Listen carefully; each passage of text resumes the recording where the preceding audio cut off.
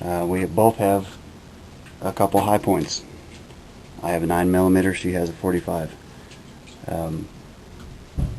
But in a home defense situation, getting surprised, woken up in the middle of the night by some bad guy breaking down the back door, this is the gun that's going to go to.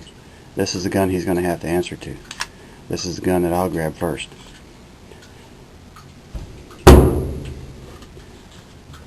This stock versus this stock. I've already talked about losing functionality with the forend for not being able to unload it without cycling the action to get the rounds out of it. Again, a bead sight gun, just a smooth barreled little brass bead down here. You sight down these little grooves. You know, I can bust a 2.5-inch fluorescent circle at 25 yards with the slug with that sighting system and the original stock. Putting this stock on it, however, and I don't know if I can really show this adequately or not, but trying to get these two as close as I can without actually putting them on the gun. You can see the difference in the drop at the comb. Your cheek obviously would rest about right here on this original stock, up here on this stock. So your sight plane has been elevated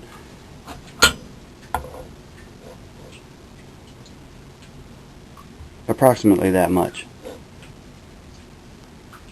In fact, with the Remington stock, and again, the Remington stocks will fit these guns. That's not the issue here. The sight plane for me is the issue, because with the Remington stock installed on here, I can't get my face far enough down on the stock to use this and this as my sighting system. As far down as I can put my face on the Remington stock, I can still see this much of the barrel. So unless I train myself to shoot low consistently, this gun, this particular configuration of this gun with that stock is not the hot setup for in-house home defense issues. You don't really need the sights. You just point and click. Everybody knows that. If I want to take it and have some fun with it at the range, I'm going to have to install aftermarket sights, be it rail mounted or whatever, optic, red dot, whatever. I'm going to have to install something that's at least this much higher to get my sighting system back from where it is with the original stock and the original sight plane. I'm not willing to do that. $70 isn't much for a stock set. But then you talk about you know, all the different options out there for sighting systems. It's just not, it's not something that I want to get into. I had a red dot on this gun for a while with the typical saddle mount. Didn't work worth a damn. The mount moved. After one day of very light shooting, the finish was worn off underneath this saddle mount where it had been moving. There was no way that I could zero the red dot with that type of a mount. Some people say, well, everybody knows you shouldn't use a saddle mount. Well, I'm not everybody. I didn't know it. A friend of mine suggested it.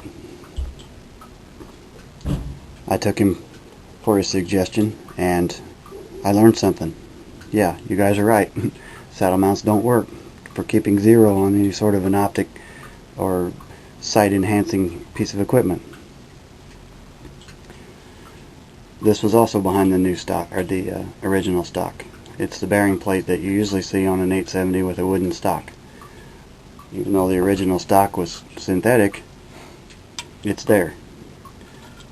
You don't use this with the new Remington stock. You just don't put it back in. Not that that makes any difference, just another difference.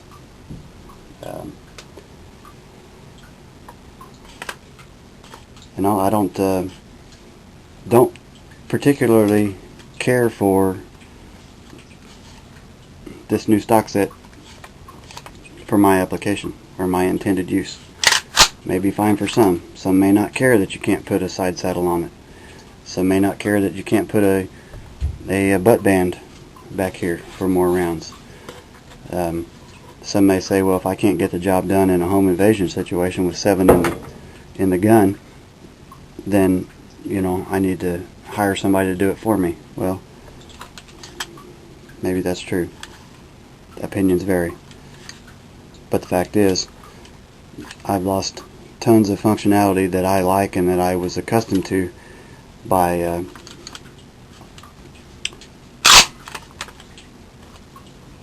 putting this stock set on this gun. Your mileage will vary. Thanks for watching. Check us out, shooterforums.com. See ya.